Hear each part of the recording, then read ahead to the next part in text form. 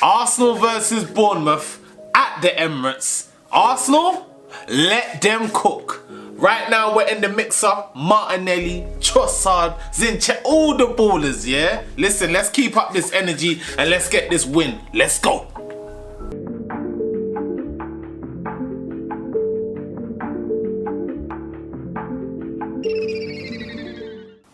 What's good, Arsenal fans? It's your boy Dennydenzafc here, and I'm back with another match preview ahead of the Arsenal versus Bournemouth game down at the Emirates tomorrow, down at the carpet. Yeah, 3 p.m. kickoff. We're about to get cooking right now. Let Arsenal cook, because right now we are on form. And listen, we cannot let this title slip.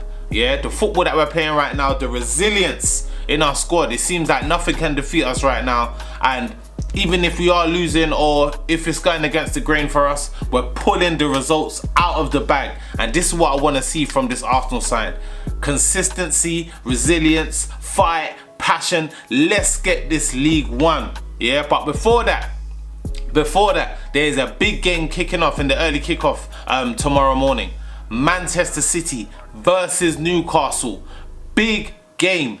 Newcastle already, they're known to park the bus, but City, you know them already, they're going to be passing it around the pitch, they're going to have majority of possession, and Newcastle are probably going to play on the break. But let's hope, man, let's hope Newcastle can get the better of one of the Manchester City sides, seeing as they lost their cup final only last week. But listen, going into this game, we could either go into this game 2 points ahead of City at the top, 4 points ahead of City, that's if they draw, and we can go 5 points ahead. Well, we could stay 5 points ahead of them if they decide to lose against Newcastle, which is the result I'm praying for. Yeah, and hopefully we can go 8 points ahead of them at the top of the league with a win over Bournemouth down at the carpet tomorrow. But first things first, Arsenal, listen, we've been absolutely fantastic. Yeah, the bounce back since we lost to Manchester City.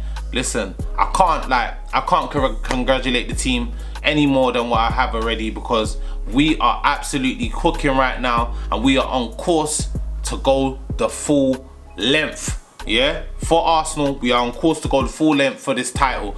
Our upcoming games, we probably got the best run of games out of the whole top four. And especially at this crucial point in the season, we need to make this 5 point gap. And if City do slip up, we need to make sure we take advantage of their position. And tomorrow is a big game. Yeah, Arsenal versus Bournemouth. I believe we can win. City just pumped Bournemouth 4-1 last week.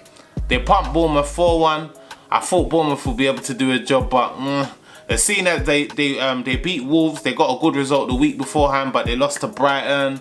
They got a few, they're a bit, they're just very unpredictable, and that's how it is in the Premier League, man. This is why Premier League is the best league in the world, because listen, you don't know what's gonna happen. Any team can beat any team on their day. Let a team sleep and they're gonna win. And remember, teams like Bournemouth, they're down there in the depths of the Premier League, and they're battling for their Premier League survival and their Premier League status. So yeah, man, that team there, Bournemouth, we've got to watch out for them.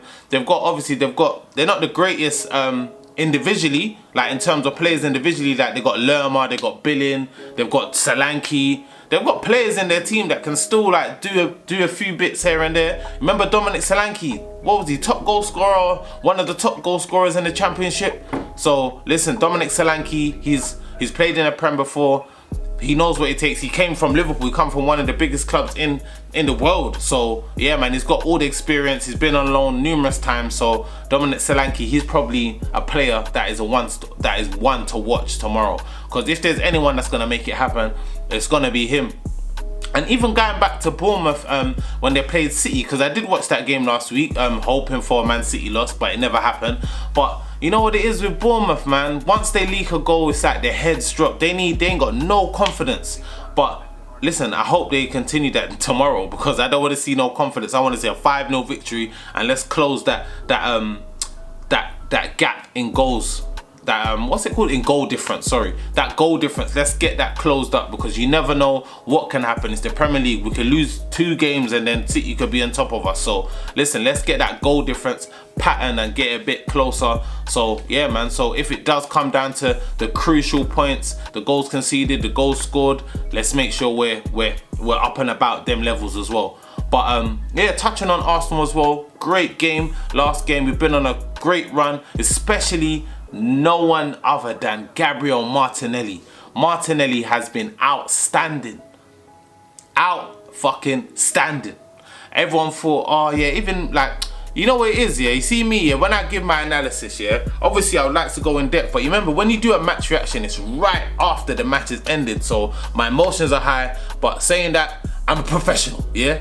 I need to stop thinking with my heart and thinking with my head. Touching on Martinelli, he's probably been man of the match every match since the Man City game. Obviously not the game against, who did he score against? With Leicester City, when he came off the bench and he scored in that open goal. Because you remember, he's only started 1 game on the bench, you know. He had that 1 teaser where, but remember, that's not even down to him why he went on the bench. It's because of Eddie Nketiah. The guy is not mobile up top and he can't interchange positions the way Trossard does, and you've seen it already. We played Trossard over the last couple games, false 9 position, and it's absolutely worked wonders for this team.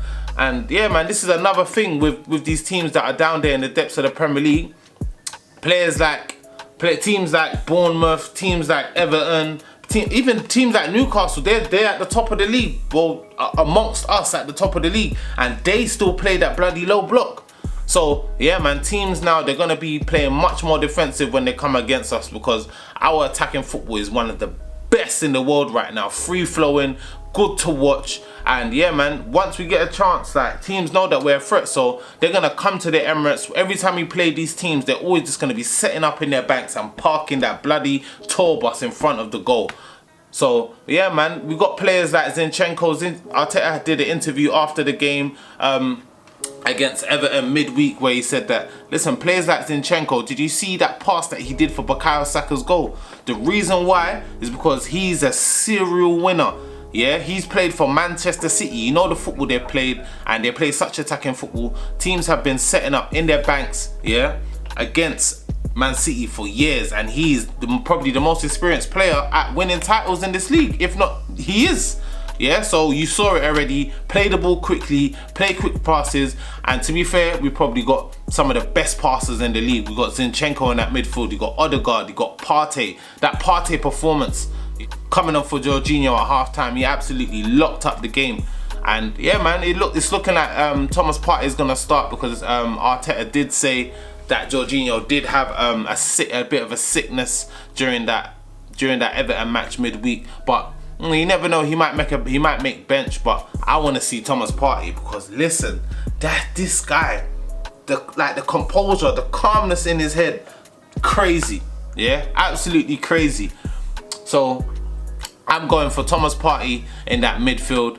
But yeah, man, Arsenal, we just need to keep this momentum going. Odegaard, keep doing what you're doing. Drift out wide. Play that inverted role, drift out wide if you can't get the ball in the middle, because you know these teams, they're just gonna compact the middle so that we can't pass the ball about there. But listen, when you got Odegaard moving around, you got Saka moving around, you got Trossard moving around, you got Martinelli moving around. All of these players, they're just interchanging positions, and these teams can't deal with this movement. This is why Eddie Nketiah wasn't cutting it after a while, after starting a few games for Arsenal. Whenever Eddie Nketiah was playing up top, it was just so predictable what we was trying to do, because he does not leave the box. He's a fox in the box player. But listen, Eddie Nketiah, keep your head up, come back strong, and listen, you still got a role to play this season. You played a role this season. Even though Jesus is coming back, you still have a role to play. So yeah, man, Eddie Nketiah, keep your head up. But for that, let's get straight into the starting lineup. My predicted XI. I'm going with Aaron Ramsdale in goal, right back Ben White, centre back Saliba. Gabriel been absolutely quality over the last few weeks. Another clean sheet secured midweek. Shout out the centre backs. Shout out Benny White, man. Shout out Benny Blanco, Ben White, Benjamin White. Been absolutely balling this season. Aaron Ramsdale, what a save at the end of that game against Everton midweek. He deserves all of his plaudits. He deserves all of his plaudits right now, man. He's doing absolute wonders for Arsenal in that goal. And left back Zinchenko, is he even a left back? We don't know. I beg to differ, because he's absolutely balling out this season. That pass for Bukayo Saka's goal, and he had the most touches out of any Arsenal player against Everton. So yeah, man, I'm excited to see what Zinchenko can do. But yeah, Zinchenko left back, Thomas Partey defensive midfield, back in the team, solidify that shit. Presence, presence, presence. Yeah, do the same thing he did when he came on against Everton, and we'll definitely win this game.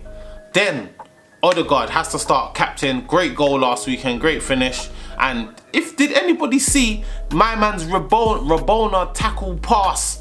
Never seen someone do that. Ozil, absolute magician. Bukayo Saka, the star boy. You see him in the Nando's advert this week. Listen, my man, his chicken is definitely cooking. Let Bukayo Saka cook. Right foot finish. I want to see more of that from Saka, man. Be more clinical with your shooting. And listen, you're just going to level up from there. Not to say that you're not doing it already, but it's just another attribute which will make him 10 times better. Going on to the attack. Trossard up top.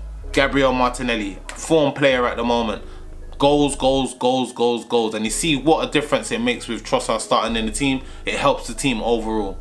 But yeah, man, that was my starting 11. Guys, if you like this video, make sure you like, comment and subscribe. And if you haven't seen me before, make sure you hit that noti bell so you know when I next upload. And yeah, man, it's your boy Dennydenzafc.